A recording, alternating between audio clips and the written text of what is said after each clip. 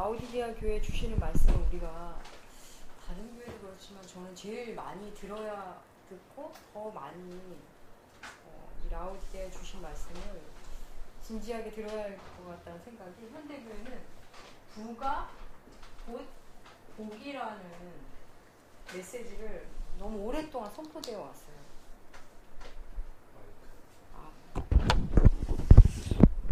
보지도 않으세요? 안 해도 될 것 같아요. 예, 부가 곧 복이라는, 이게 오랫동안 이렇게, 근데 라오디게아 교회를 보면 명백히 아님을 말씀하시거든. 네가 부자다, 네가 부자다라고 말하고 있구나, 이렇게 말씀하세요. 그런데 볼까요? 모든 창조의 근본이신 주님, 그러니까 혹 우리가 좋은 게 있다면, 내가 건강하다면, 내가 부를 가지고 있다면, 내가 어떤 재주가 있다면, 이건 다 하나님으로부터 온 거예요. 그거를 모르면 하나님 앞에 있는 자는 그거를 인정할 수밖에 없거든요. 그래서 하나님께서 그것을 얼마나 강력하게 얘기하시냐면, 호세아서를 한번 볼까요? 호세아서 보면 너무나 놀랍게 이렇게 말씀을 하세요. 호세아서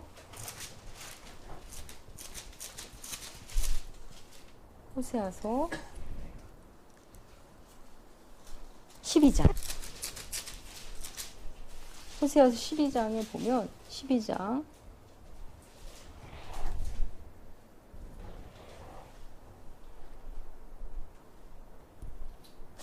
12장 2장인가? 2장 8절이네요. 죄송합니다. 2장. 호세아 2장 8절에 보면 제가 읽어보겠습니다. 곡식과 새 포도주와 기름은 내가 그에게 준 것이요 그들이 바알을 위하여 쓴 은과 금도 내가 그에게 더하여 준 것이오늘 그가 알지 못하는도다. 여러분, 이 의미 아시겠습니까?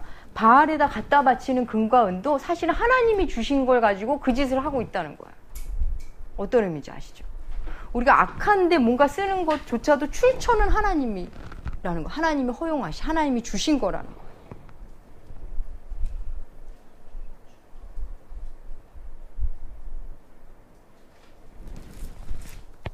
그래서 내가 다 잘해서 부자 됐다고 생각하는 것 자체가 신앙적이지 못한 풀이 해석이 되는 거예요. 하나님 안에 있으면 내가 부자 된 것도 다 하나님이 주신 거를 알게 된 거거든요. 모든 것이 주께로부터 왔으니 헌금송 중에 그게 있잖아요. 근데 우리는 내가 열심히 해서 그렇게 한 거지, 내가 잘했으니까 그렇게 한 거지. 그러니까 말씀드리잖아요. 우리가 햇빛이 좋아서 내가 아무리 10번, 100번을 나가도 태양이 없으면 소용이 없는 거예요. 근본은 하나님으로부터예요. 그렇죠? 내가 막 누리는 게 일단 내가 태어났기 때문이에요. 이거부터 하나님, 기본이 하나님으로부터예요. 그래서 말씀을 자꾸 만나면 그걸 만나게 돼요. 모든 것이 주께로부터 왔다는 걸. 내가 열심히 일했으니까 돈 번 거지? 세상은 그렇게 말해요. 근데 내가 아무리 열심히 돈을 벌어도 어떠한 이유로 돈을 못 받을 수도 있어요. 뭐 여러 정황이 있을 수도 있겠죠. 그래서 하나님으로부터 온 것임을 고백하게 됩니다. 그래서 내가 잘 돼서 부자 되었다는 사람들은 주님을 만나기가 너무 어려워요, 사실은. 그걸 잃을 때 이제 조금 생각하기 시작하겠죠. 그리고 호세아서에 이어서 보면 13장 보겠습니다. 호세아서 13장 5절. 주님이 아주 리얼하게 말씀하세요. 리얼하게. 내가 너 만날 때 너가 어떤 상태였는지를 말씀하세요. 13장 5절 제가 읽겠습니다. 내가 광야 마른 땅에서 너를 알았거늘 그들이 먹여준 대로 내가 불렀고 배가 부르니 그들의 마음이 교만하여 이로 말미암아 나를 잊었느니라. 우리는 처음에는 광야 같은 사람이었다. 광야에 그냥 있었던 이 황폐하고 픽절한 상태였던 거죠. 하나님 만날 때. 근데 하나님이 으로 인해 우리가 배불러지자, 살만해지자, 교만해지고 하나님이 잊어버린 겁니다. 그래서 부자들이 그냥 이제 세상에서 말하는 돈을 많이 갖고 재물을 많이 가진 사람들이 그냥 막 부유하고 아무 일 없을 때는 하나님을 만나기 어려워요. 우리 인간이 그래요, 인간이. 근데 이제 어떠한 부도 결국은 또 한계를 만나죠. 공고함이 있죠. 그것만으로 행복해지진 않잖아요. 그 시점에 가든가, 아니면 이거 잃든가, 아니면 또 다른 어떤 부분을 이제 무너지면 그때 하나님을 좀 만나게 되겠죠. 근데 이 라오디게아 교회가 나는 부자라 이렇게 말하고 있어요. 거기는 지금 하나님에 대한 어떤 고백 없이 자기에 대한 부자임을 선언하고 있어요. 그리고 부족한 것이 없다고 말하지만 17절 후반절에 보면 네가 네 공고함과 가련과 가난과 눈먼과 벌거벗은 것을 알지 못한다 이렇게 말씀하십니다. 겉모습은 부자지만 사실 너 부자가 아니라는 거예요. 가난하다는 거죠. 그래서 하나님은 딱 얘기하시고 항상 그럼 어떻게 해야 되는지를 성경이 다 알려줘요. 어떻게 알려주시냐면 18절 내가 너를 권하노니 내게서 불로 연단한 금을 사서 부요하게 하고 흰옷을 사서 입어 벌거벗은 수치를 보이지 않게 하고 안약을 사서 눈에 발라보게 하라. 볼까요? 먼저 첫 번째 연단한 금을 사래요. 연단한 금을. 여러분 금은 연단한 금은 어떤 금이냐면 정제된 금. 여러분 정제된 금의 특징이 뭐죠? 순도 100%라는 거는 뭐 다른 말로 하면 불순물. 그렇죠. 불순물이 없다는 거예요. 불순물이 없다는 거. 불순물이 없게 하기 위해서는 어디에 들어가요? 용광로에 들어가요. 그래서 우리가 불순물이 없어지려면 용광로는 바로 고난입니다. 고난 속에서만이 나의 불순물을 발견해요. 여러분 내가 얼마나 악한지는 코너에 몰려봐야 알아요. 내가 얼마나 인내 없는 사람인지는 참기 어려운 상황에 가봐야 알아요. 그냥 보통 때는 우리가 다 선한 사람으로 보여요. 근데 코너에 몰리면 내가 어떤 사람인지 그 불순물이 위로 뜹니다. 그래서 고난 속에서만이 우리가 하나님을 바라보기 시작하죠. 그렇죠? 그래서 그런 불순물이 빠지는 거. 여기서 불순물이라는 것은 나의 자아가 빠지는 것으로 볼 수도 있고 하나님 아닌 것으로 채워진 것들이 나가는 것으로 볼 수가 있어요. 그래서 정제된 삶, 순금으로서의 삶은 하나님을 더 바라보는 일상을 사는 게 바로 연단된 금으로서의 삶입니다. 근데 그냥은 이게 안 되죠, 항상. 그리고 또 하나는 흰 옷을 사서 입고 벌거벗은 수치를 보이지 않게 하라. 여러분 이 사람들이 얼마나 좋은 옷을 입고 살았겠어요. 라오디게아 교회 사람들. 제가 그 교회 예배를 여기저기 다닐 때 강남에 아주 유명한 교회를 갔거든요. 근데 저는 별로 의식을 못해. 그 교회 분위기는 제가 참 좋아요. 저는 그 교회 예배가 너무 좋았거든요. 근데 저희 아이가 이제 불만이 많더라고요. 막 이 모피 코트를 보라는 거예요. 근데 진짜 중간쯤 앉은 앞에가 진짜 기억나세요? 정말 거의 뭐 여성분들은 거의 겨울이어서 정말 너무 놀랍더라고요. 제가 전에 한번 말씀드렸듯이 저희 차가 모닝이잖아요. 외제차가 쫙 있고 저희 모닝 소나타도 없더라고요. 찾기가 어렵더라고요. 그래서 뭐 라오디게아 교회도 뭐 그게 나쁘다는 게 보다는 뭐 자기가 벌어서 하는 게 나쁜 건 아니죠. 뭐 아무튼 라오디게아 교회가 얼마나 좋은 옷을 많이 입었겠어요. 근데 흰 옷을 사서 벌거벗은 수치를 보이지 않게 하래. 지금 벌거벗은 상태라는 거죠. 그죠? 하나님은 성경은 이 벌거벗음에 대해서 계속 얘기하고 있어요.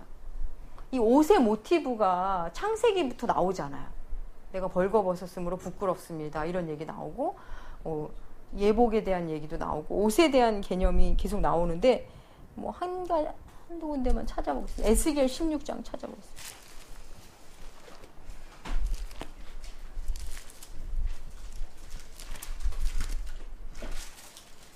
에스겔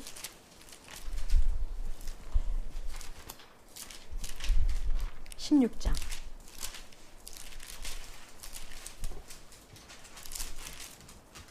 34절 6절 제가 읽겠습니다. 주 여호와께서 이같이 말씀하셨느니라. 내가 내 누추한 것을 쏟으며 내 정든 자와 행음함으로 벗은 몸을 드러내며 또 가증한 우상을 위하여 내 자녀의 피를 그 우상에게 드렸은즉. 그러니까 벗은 몸은 항상 부정적인 개념으로 나와요. 그리고 음행, 음란, 우상 숭배를 계속 그것에 비유하듯이 벗은 몸 역시 수치, 하나님 앞에서의 잘못된 것을 상징할 때 나옵니다. 그 정도만 찾아보겠습니다. 그리고 또 안약을 사서 눈에 발라봐라. 안약, 이 지역이 안과로 안약으로 유명하다고 그랬잖아요. 근데 안약을 사서 발라버려요. 그러니까 여기서 보면 이제 진짜를 만나라는 거예요. 그렇죠? 근데 여기 나오는 것 중에서 한번 볼게요. 금, 흰옷, 안약. 이걸 다 어떻게 하라고 나와 있죠? 동사, 공통되는 동사 한번 보실래요? 사서. 사라고 말해요. 사라. 여기서 사다라는 말은 무엇을 의미할까요? 사다. 그렇죠. 대가를 지불하라. 대가를 지불하라.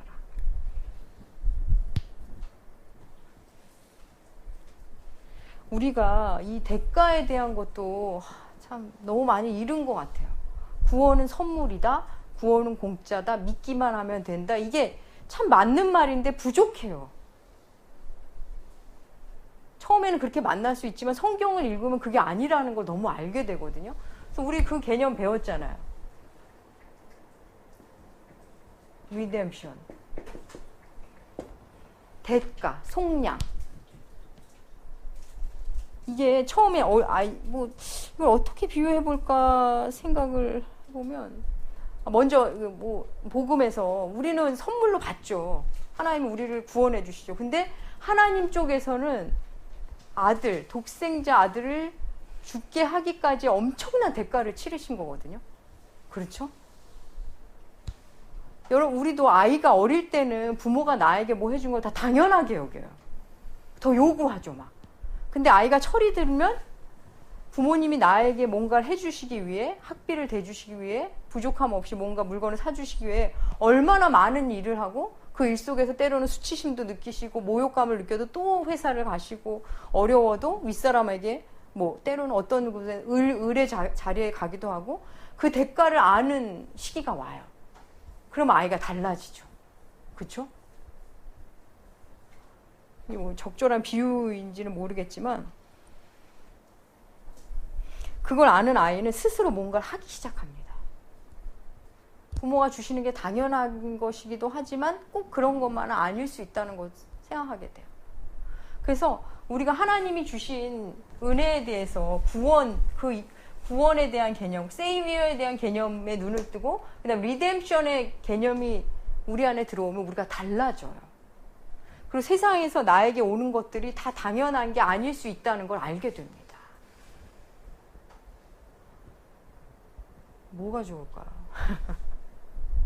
만약에 교회에서 우리가 예배를 드리는데 쾌적하고 다 누군가 와서 준비하고 화장실 청소 다 했는데 그걸 당연하게 알던 어느 날 말씀을 통해서 리뎀션의 의미도 알고 자꾸 믿음이 깊어지면 이게 눈을 뜨기 시작해요. 섬김에 누군가 와서 이걸 하는구나.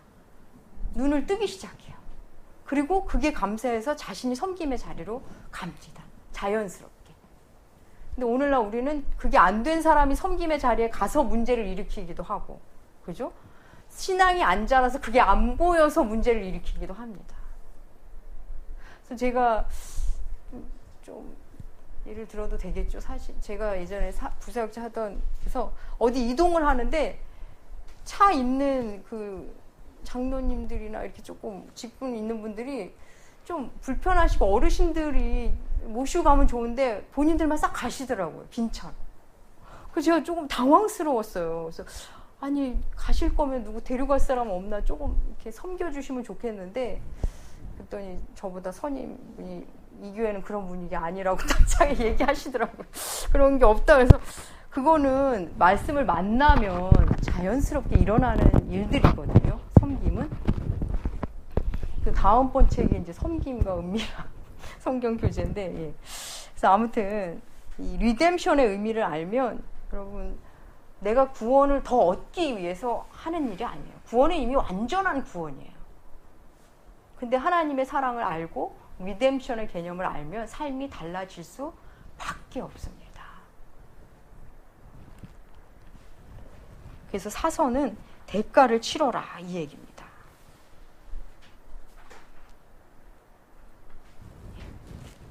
그리고 대가를 그러니까 이제 너희들이 가진 그런 부요함, 흰옷 아니야. 그게 아니라 이제 진짜를 사라는 거예요. 진짜를.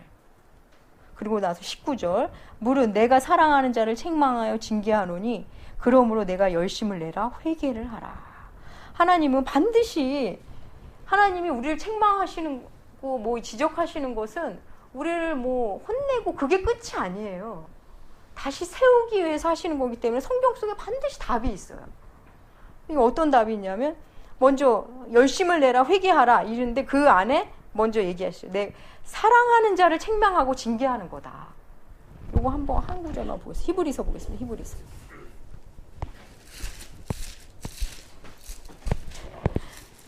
히브리서 12장. 히브리서 12장 보겠습니다.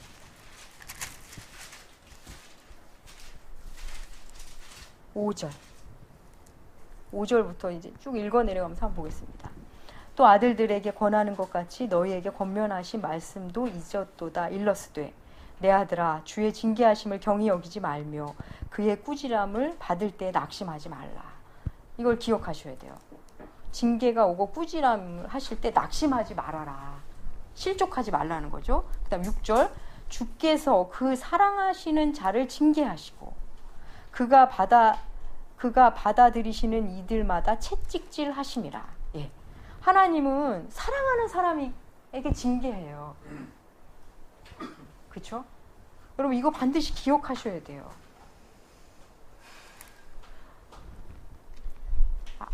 예. 그리고 7절 너희가 참음은 징계를 받기 위함이다. 사실 우리의 인내는 징계받을 때도 징가가 발휘됩니다. 하나님의 아들과 같이 너희를 대우하시나니 어찌 아버지가 징계하지 않는 아들이 있으리요. 징계를 다 받는 것이거늘 너희가 없으면 사생자요 친아들이 아니니라. 그러니까 여러분 우리가 하나님의 자녀가 된다는 것은 우리가 잘못하면 징계와 꾸지람이 와요. 힘들 수밖에 없어요. 근데 하나님의 아들이 됐는데 막 승승장구하고 해달라는 데도 다 해주고 여러분 그런 아버지가 어디 있어요. 그죠? 그거는 아이를 망치는 일이잖아요. 하나님도 우리를 훌륭한 자녀로 만들기 위해서 징계하시고 꾸지람하시거든요. 그걸 위해서라도 인내를 배우라는 거죠. 그래서 하나님이 더 잘 키우고 싶은, 물론 다 그렇지만 더 야단을 치고 더 고난 속에 몰아가시기도 해요. 여러분 만약 애들을 이렇게 가르치잖아요. 그러면 잘할 만한 애를 더 혼내게 될 때가 있어요. 할 만한데 안 하는 녀석들. 그리고 아직은 좀 기다려주고 혼내도 뭐 의미가 없는 사람은 그냥 두기도 해요. 근데 신앙 안에서도 마찬가지예요. 사실 여러분들이 이제 만약에 제자훈련반 이런 걸 시작하면 제가 그런 분들은 아마 더 그런 분들이 저를 미워하게 될 거예요. 아마.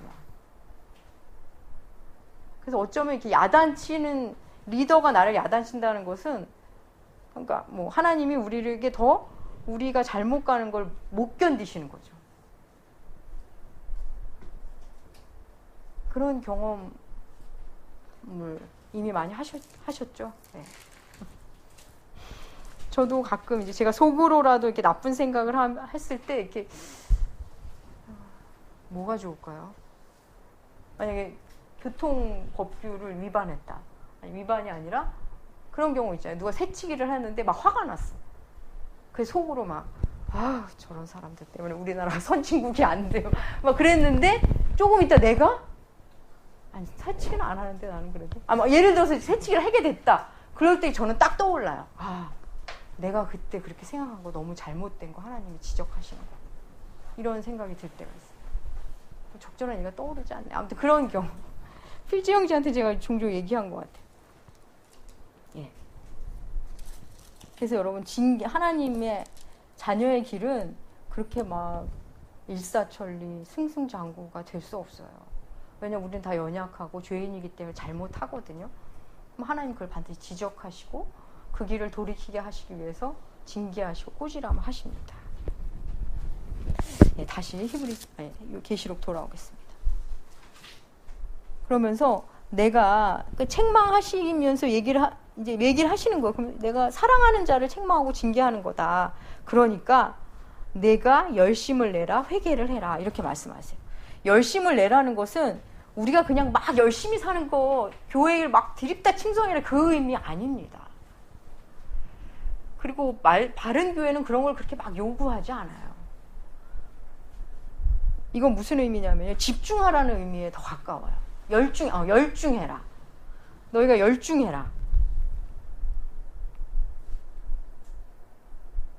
우리가 몰입까지는 아니어도 말씀에 집중하고 하나님 나라에 집중을 하면 회개를 안 할 수가 없습니다. 그러니까 하나님 말씀에 집중을 하면 거기에 다 녹아들게 돼 있어요. 우리의 삶이 녹아들기도 하고 그 집중하는 것에 우리의 삶이 녹아들기도 하고 그 다른 모든 것들이 내가 집중하는 그것으로 녹아들어요. 예를 들면 제가 예전에 한참 성경 공부하고 신대원 준비하고 맨날 말씀 12시간씩 공부하고 막 이럴 때 예를 들어서 앞차가 전자시계가 0316 이러면 요한복음 3장 16절 디모데후서 3장 16절 모든 성경 하나님의 성경 이런 게 막 떠오르는 거야. 앞에 차가 1100 이러면 창세기 11장 바벨탑이지. 요한복음 11장 나사로장이지. 다 그걸로 보여요. 10시 24분 10시 25분 히브리서 10장 24절 25절 뭐죠? 서로 돌아보아 사랑과 선행을 격려하며. 그러니까 집중하면 그냥 이게 다 보이는 거예요. 이렇게 다 연결돼서. 그러니 우리가 집중하기 시작하면 회개를 안 할 수가 없어요. 성령께서 가만히 두질 않아요. 그래서 그거 자체가 고난이 돼요. 나한테. 자꾸 딴 사람들은 아무렇지 않게 쓰레기 버리는데 쓰레기를 보고 지나가는 것도 불편할 때가 있죠. 소소한 거지만. 그래서 결국은 이렇게 죽어야 돼요. 근데 큰 일에 대해서는 남들은 다 그러고 살아. 근데 나만 불편해. 너 혼자 잘난 척하냐 소리를 들으면서까지 그 길을 가면 그게 고난이 되는 거예요.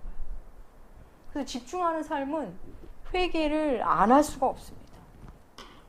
자신의 죄가 보이기 때문이죠. 말씀에 집중하고 예수님께 집중하면 매일매일 회개할 게 있죠. 매일매일이. 그러니까 그것은 구원과 상관이 있는 회개가 아니에요. 이미 우리는 하늘 시민권자이기 때문에 내가 회개를 했다고 해서 그건 아니에요. 이 땅에서 천국 시민으로 잘 살아내기 위한 하나님의 자녀다운 삶을 살게 하시기 위한 회개입니다. 그런데 그거 보면 이런 성경 말씀도 이걸 들어야 이걸 하잖아요. 이거를 보고 듣는 자들이 이걸 하잖아요. 항상 영적인 생활도 부익부 빈익빈인 것 같아요. 항상 함께 들으면 참 좋겠다 하는 분들은 어느샌가 떠나가 버려 있고 충분히 열심히 그 안에서 하는 분들이 또 같은 말씀을 또 듣는 은혜를 또 받기도 하기도 합니다. 그리고 이어지는 20절 너무 유명한 구절이죠. 볼지어다 내가 문 밖에서. 이거 어디에 제일 많이 쓰죠? 전도지. 맞아요. 전도지에 이거 많이 쓰잖아요. 근데 여러분 이게 전도지에 쓰는 거라고 생각했는데 지금 이 본문이 누구에게 주시는 본문이죠? 라오디게아 교회에게 주시는 거예요. 물론 이거를 전도지에 썼다고 뭐라고 그렇게 비난할 것까지는 없는데 본디는 교회. 이미 성경 자체가 우리 믿는 사람에게 주는 말씀이에요. 그래서 이미 교회 다니고 있다는 사람들, 예수님을 믿는다고 말하는 그들에게 주시는 말씀이에요. 그래서 이 본문을 차분히 좀 살펴볼 필요가 있습니다. 내가 문 밖에 서서 두드리노니 이거 자체가 너무 처참하지 않아요? 마치 교회에 예수님이 교회 밖에 있는 것 같지 않습니까? 이미지가. 누구든지 내 음성을 듣고 문을 열면 내가 그에게로 들어가 그와 더불어 먹고 그는 나와 더불어 먹으리라. 지금 여러분 이 그림 옛날에는 참 많았는데 이 그림도 요즘엔 잘 안 보이죠. 그림 아시죠? 이렇게 곱슬머리 예수님. 그거 유명한 얘기 있잖아요. 그 문에 문고리가 없다. 다 보셨죠? 거기 문고리 없거든요. 너무 아주 신학적 성찰이 있는 그림 작가가 그린 것 같아요. 그래서 문은 누가 여는 거다? 그렇죠. 안에서 여는 거. 주님이 친히 안 연다는 거죠. 그 주님은 정말 인격적이신 것 같아요. 우리가 싫다는 걸 억지로 하시지 않는 분. 그렇죠? 와, 이게 참 놀라운 것 같아요. 근데 문을 열면 어떻게 하시겠다고요? 당장 들어가세요. 그러니까 누구보다도 문 열리기를 주님이 너무 기다리고 계시고 원하고 계신다는 겁니다. 그래서 라오디게아 교회와의 회복을, 관계 회복을 주님이 제일 원하시는 것 같아요. 근데 저도 그런 거 많이 느껴요. 막 힘들어가지고 만나서 막 목사하고 상담을 요구했으면 결국 목사의 결론은 뭘까요? 하나님 앞으로 갑시다예요. 그죠? 조금 시간을 두고라도 물론 당장 도울 수 있는 걸 하죠. 뭐 연결시켜드릴 분이 있다면 연결도 시켜드리고 들어보고 뭐 하고 만날 사람. 그런데 궁극으로는 뿌리를 만지는 거는 여러분 말씀의 자리로 가세요. 집사님 다니던 교회 빨리 들어가세요. 이런저런 얘기를 하는데 안 하시더라고요. 결국은 이 본문에 문을 안 여시는 것 같아요. 그러니까 하나님은 예수님은 너무 그가 문을 열기를 진짜 너무 기다리시는 것 같다는 생각을 저만 하는 것 같아요. 그리고 피할 수 있으면 끝까지 피하고 싶어 하는구나라고 느껴지는 분들이 있어요. 참, 그래서 이게 조금 조심스럽긴 한데 제가 이제 어떤 분들을 위해서 막 기도하고 꿈이었는지 뭔지 그런 이미지 같은 거를 이렇게 막 그렇게 제가 막 권면하고 막 했는데 기어이 안 하시는 분들이 어떤 위험 속에서 저를 이렇게 원망하고 또 쳐다보시는 모습? 근데 이제 저 같은 경우는 이제 이렇게 사람 만나서 제가 시간 내서 성경 공부도 할 수 있으면 하고 뭐 물질로 도울 수 있으면 돕고 막 하잖아요. 근데 저도 그들이 어느 선까지인지 계속하면 그게 저의 의가 돼요. 그 선이 있더라고요. 아, 여기까지인가 보다. 근데 결국 본인들이 거부하면 하나님은, 예수님은 이렇게 막 그러시진 않는 것 같아요. 근데 우리는 그렇게 기도하죠. 주님의 강권하심으로. 좀 그렇게 간절해질 때가 있잖아요. 뭐 하나님은 여러 가지 방법으로 그에게 다가가니까. 그래서 오늘날 이 본문이 교회에게 주시는 말씀이라는 게 아주 우리로 하여금 긴장하게 하는 거고, 그리고 들어오셔서 하시는 게 그와 더불어 먹고 그는 나와 더불어 먹고 일상을 같이 하는 거예요. 일상을. 그래서 주님과의 만남이 우리 지난주 설교에서도 한 사람과의 만남도 단계별로 변하잖아요. 처음에 주님은 그냥 주일날 하루만 보면 되지 뭐 이럴 수 있어요. 하지만 시간이 흐르면 나와 그냥 함께 하시는 분. 그래서 우리 저 식탁에 있듯이 뭐죠? 이 집의 주인이시오 때마다 오시는 손님이시라 그랬나요? 손님이시고 모든 대화에 말없이 듣는 분. 저는 저 표현이 되게 좋더라고요. 식사 때마다 오는 손님. 왜 하필이면 손님이냐고 그때 한번 질문하셨는데 식사 대접은 손님에게 하듯이 하는 게 가장 정성스러운 것 같아요. 그래서 아마 손님이 아니었을까. 그러니까 가족도 앉아있지만 주님이 계시다고 생각하면 식탁이 정성스러워지는 것 같아요. 그래서 아마 손님이었을 것 같은데 아무튼 일상을 함께하는 주님. 그래서 예수님을 주인으로 모시는 삶. 주인으로 모시는 삶. 그 깡패들이 그런 얘기를 했다고 어떤 목사님이 그래서 봤는데 그러더라고요. 깡패가 그리스도인들 보고 웃는데요. 아니 예수를 주인으로 모시면서 너네는 왜 그러냐 그런데요. 우리는 보스한테 안 그런다 이런데요. 정말 너네 예수가 주인 맞냐 이런데요. 근데 우습지만 좀 우리를 돌아보게 하는. 저는 전에도 말씀드린 우리 주님이 항상 우선순위에서 밀리고 참 네, 그런 생각이 많이 들어요. 돌아보게 됩니다.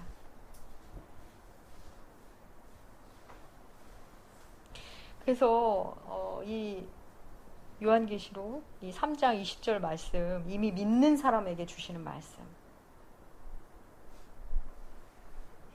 근데 주님이 문 밖에서 두드리시는 것에, 문 밖에 그냥 서 계시는 게 아니라 두드리신다는 표현이 나오잖아요. 그래서 참 그거에 비해서 우리는 너무나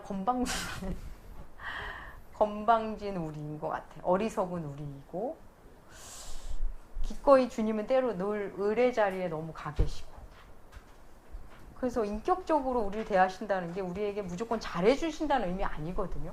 우리의 의견을 늘 존중하시고 기다려주시고. 근데 그것도 말씀을 알아야 이제 주님을 알죠. 뭐. 그래서 오래 참으실지언정 끝까지 사랑은 오래 참고, 주님은 오래 참으시지만 끝까지는 아니다, 이런 말도 사실은 있습니다. 참 쉽진 않은 것 같아요. 그래서 그 불로 연단한 금에서 그 고난으로 연단이 되어져야 되는데, 때로는 그렇게 어려움을 겪고도 하나님 앞에 서지 않는 현대인들이 너무 많더라고요. 제 한 달 전쯤에 아주 너무 힘든 분, 타 교우님 너무 가슴이 아픈데 하나님 앞에 안 서시더라고요. 그게 정말 교회는 다니시는 분이 교회 다니시는데 그게 너무 안타깝더라고요. 저렇게 마음고생을 하시고 저렇게 고통을 하는데도 왜 하나님 앞에 안 서실까. 너무 가슴 아픈 일이 많은 것 같아요. 뭐 꼭 그분이 그랬다기보다는 우리는 너무 마음이 굳어져서, 너무 마음이 녹슬어서 때로는 이성이 막 움직이다가 허물어지고 마음이 안 되고, 어떤 때는 감성이 막 움직이는데 또 이성과 의지가 안 되고, 그래서 그냥 주님을 그냥 문 밖에 서 계시도록 내버려 두는 경우가 많은 것 같습니다. 그거는 뭐 교회 안에서도 있어요. 네, 교회 안에서도 누구나 다. 21절, 이기는 그에게는 내가 내 보좌와 함께 앉게 하여 주기를, 내가 이기고 아버지의 보좌와 함께 앉은 것 같이 하리라. 주님이 하신 것처럼 우리도 똑같이 데려가신다는 거예요. 똑같이 하게 하신다. 여러분, 아버지가 뭐 무슨 사장님 의자에 앉을 때 애기들 막 앉혀주잖아요. 똑같이 보여주고 싶기도 하고, 이런 막 좋은 거에 대해서. 네. 귀 있는 자는 성령이 교회들에게 하시는 말씀을 들을지어다.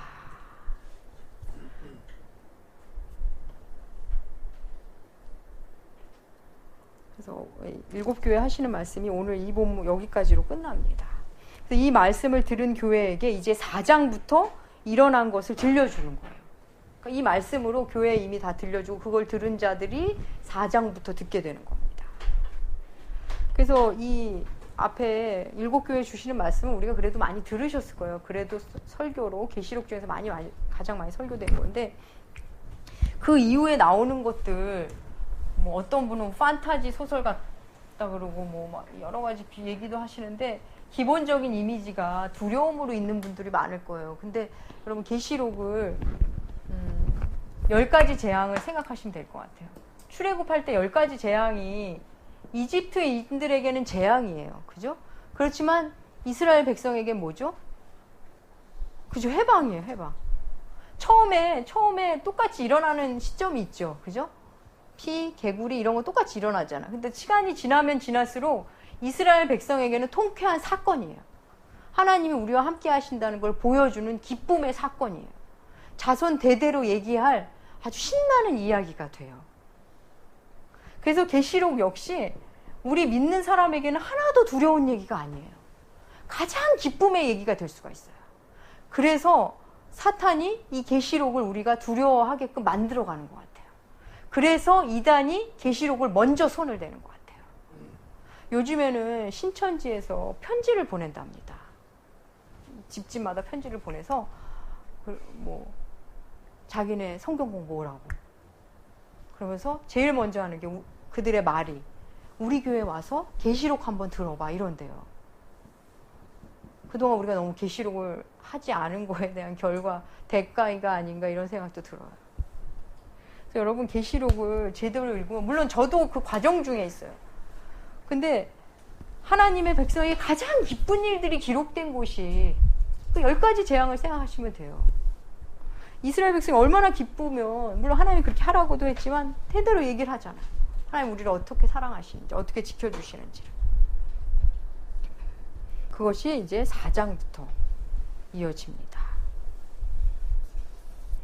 지금 7교회 주시는 말씀을 보면, 제가 꼭 여러분 나눠드린 프린트물 밑에, 이것도 윌리엄 골드워디가 한 말인데, 하나님의 주권과 인간의 책임이 예수 그리스도 한 분 안에서 결합된다. 네. 그래서 우리는 다 하나님이 하셨고 하나님한테 달려있고, 이렇게 자기 삶을 해석하는 것도 균형이 무너진 거고, 다 나하기에 달렸다 이렇게 하는 것도 균형 잡히진 않아요. 그래서 요거를 가지고 신학이 나뉩니다. 인간의 행위와 책임을 더 강조하는 감리교가 그쪽이죠. 청교도. 그다음 장로교는 하나님의 주권을 좀 더, 하나님의 예정을 좀 더. 이거는 이게 하나님을 설명하기 위해서지, 이걸 완전히 옳다, 이게 전체 옳다 이렇게 말하기는 어려워요. 그냥 여러분들이 잘 상황에 맞게 흡수하시면 돼요. 왜냐면 하나님을 하나 어떤 신앙으로 설명할 수는 없는 분이기 때문에. 심지어는 이 성경 안에만 갇혀 있는 분도 아니에요. 하나님 그렇게 크신 분이에요. 우리는 이 성경조차도 잘 모르니 하나님이 이 성경 안에만 계신 분이 아닌 크신 분인데. 아무튼 이제 7교회에 대한 메시지가 오늘로 마치고 다음 시간부터 4장부터 들어갑니다. 질문이나 나누실 말씀 있으십니까? 그 말씀 중에 징계에 대해서 제가 생각해 본 게 있는데, 물론 제가 이제 경험하면서 이제 터득해 가야 되는 부분이라는 건 알겠는데, 그런 생각이 좀 있어요. 과연 그러니까 징계라는 것이 하나님이 주신 것일 수도 있고, 내가 잘못해서 하나님이 주신 것일 수도 있고, 아니면 스스로 내 잘못이기 때문에 받는 징계가 그렇죠. 있을 수도 있잖아요. 맞아요. 그러면 그런 구분을 결국에는 내가 알아서 해야 될 텐데, 그런 구분하기가 저는 아직까지는 한 번 제가 고백해 본 것 같긴 해요. 내가 이것 때문에 하나님 나 이렇게 하신 것 같구나. 근데 그 이후로는 제가 그런 생각을 잘 해보지 않아가지고, 그래서 이걸 어떻게 좀, 목사님 같은 경우는 그런 게 있으셨다면 어떻게 구분하셨는지와, 그리고 두 번째는 그런 거. 그럼 이런 징계를 받지 않기 위해서 내가 하는 행위들 있잖아요. 근데 제가 요즘 그래요. 하나님이 이렇게 해주시면은 나 이렇게 해주실까? 이런 마음으로 하는 그런 행위들이 좀 있어요. 내가 이렇게 하면 하나님이 이렇게 해주시지 않을까 하는 그런 마음이. 근데 그걸 보면 제가 제 자신을 또 보면서 참 내가 간사하다. 내가 이렇게 간사하구나. 좀 그런 마음이 좀 생기더라고요. 왜냐면은 뭔가 행위를 바라고 제가 이런 마음을 갖는 거니까, 좀 그런 게 있다 보니까 그런 행위는 또 결국에는 징계는 하지 않으시지만 결국에는 내가 이거를 이렇게 보이고 싶어가지고 한 거기 때문에 또 올바른 행위라고 또 얘기할 수는 없을 것 같거든요. 그래서 좀 그런 부분이 있어가지고 좀 그래요. 그 징계에 대한 부분은 그러니까 어떤 일이 우리 내 삶에 어떤 힘겨움이 다가왔는데, 일단 1차는 고난으로 오죠. 근데 이게 혹 하나님이 주신 고난인지 아니면 내가 잘못해서 그거를 이제 여기 보면 안약을 사라 그런 말씀 있잖아요. 안약을 산다는 것은 결국 분별력이거든요. 그래서 분별력을 이제 점점 우리가 좋아지고 키워가겠지만, 1차적으로는 자기가 어떤 사건이 있으면 돌아봐야 돼요. 돌아보는 게 1차거든요. 그래서 우리가 타인의 불행에 대해서 저 사람 뭐가 잘못했을 거야, 그래서 저런 일이 생겼을 거야, 이렇게 하는 건 나쁜 거예요. 함부로. 근데 자기에 대해서는 그런 필요가 있다고 생각해요, 저는. 1차적으로 자기를 돌아봐요. 근데 어떤 큰 사건에 있어서는 시간이 좀 걸리겠지만, 그게 훈련이 되면 소소한 사건 중에서도 그걸 만나요. 저를 보면, 예를 들면 우리 서진 양 얘기를 자꾸 하게 되는데, 서진 양이 안 좋은 점을 이렇게 보면 다 나의 안 좋은 점이에요. 그래서 혼을 내기가 어려울 때가 있어요. 아, 왜 제가 저러지 하고 보니까 다 날 닮은 거더라고. 그리고 내가 하는 그 아이 앞에서 보이지 않았는데 나랑 비슷한 나쁜 점. 아니, 뭐 아주 나쁘다기보다는 예를 들어 이를테면 뭐 그런 그때 정리를 뭐 못한다 이런 게 얘기를 하려고 보니까 아, 나도 저러네. 이거는 부모 자녀가 저는 거의 그럴 거라고 생각해요. 징계의 개념은 아니지만 1차 나를 돌아보는 게 나한테 유익해요. 그리고 내 잘못이 아닌 것인데 내가 힘겨움을 받는 때가 있기는 있죠. 그죠? 그거는 내가 그 공동체를 위해서 혹은 그 사건 속에 내가 감당해야 할 그리스도인으로서 뭐 십자가의 개념을 거기다 완전히 개입할 수는 없지만 그런 경우가 있어요. 설명이 되나? 아무튼 그거는 자꾸 아까 처음에 말했듯이 내가 자꾸 경험해보면은 만나게 돼요. 근데 이제 그것도 이제 말씀 안에서지 본인이 잘못한 거를 본인만 모르는 사람도 있어요. 주변 사람이 다 감당하느라고 본인만 몰라요. 옆에서 다 힘들고 어려웠고 이 상황 이런 거를 그런 경우도 사실은 있어요. 그래서 그거는 참 개별적인 답이 될 것 같아요. 개별적으로 찾아가야 될 것 같고 그리고 내가 이렇게 하면 하나님이 이렇게 해주실까? 그거는 결국 내가 가진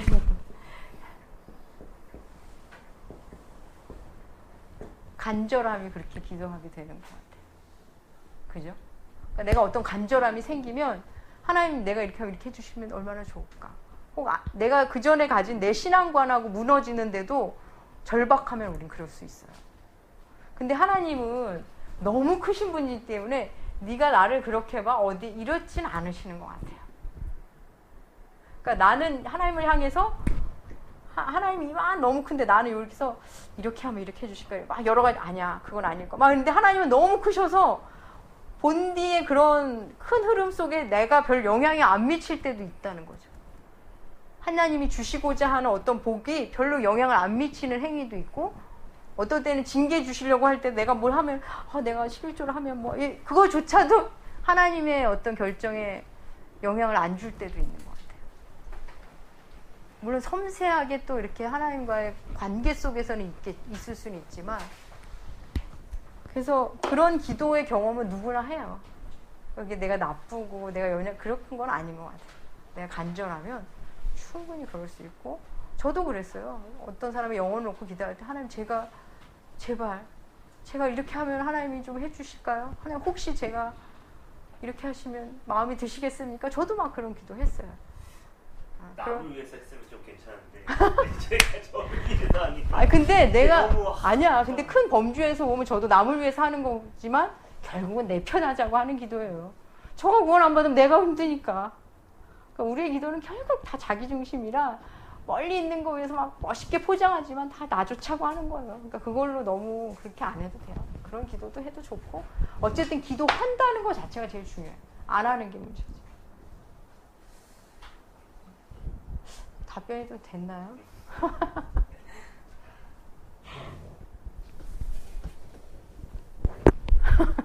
저 뒤에 너무 무서우신 분이 한 분이 저 뒤에 한 분이 앉아 계시네. 네, 그럼 마칠까요? 예, 그럼 제가 기도하고 마치겠습니다. 하나님 아버지, 7교회 주시는 말씀 함께 살펴보았습니다. 가장 기본적인 내용만 살폈습니다. 이 안에 얼마나 더 깊고 놀랍고 오묘한 말씀이 있을진데 살아가는 동안 더 우리에게 알려주시고 그걸 통해 더 우리를 새로운 존재로 만들어 주시옵소서. 하나님, 때때로 우리에게 힘겨움이 올지라도 두려워하지 말게 하시고 결국은 이길 것이라는 것을 알게 하여 주시옵소서. 어떤 상황이라도 주께서 우리와 함께 하신다는 것을 믿고 알고 그리고 체험할 수 있도록 도와주시옵소서. 이 시간 가운데 함께 하신 주님께 감사드리며 존귀하신 예수님의 이름으로 기도합니다. 이거 녹화 안 해도 될 것 같은데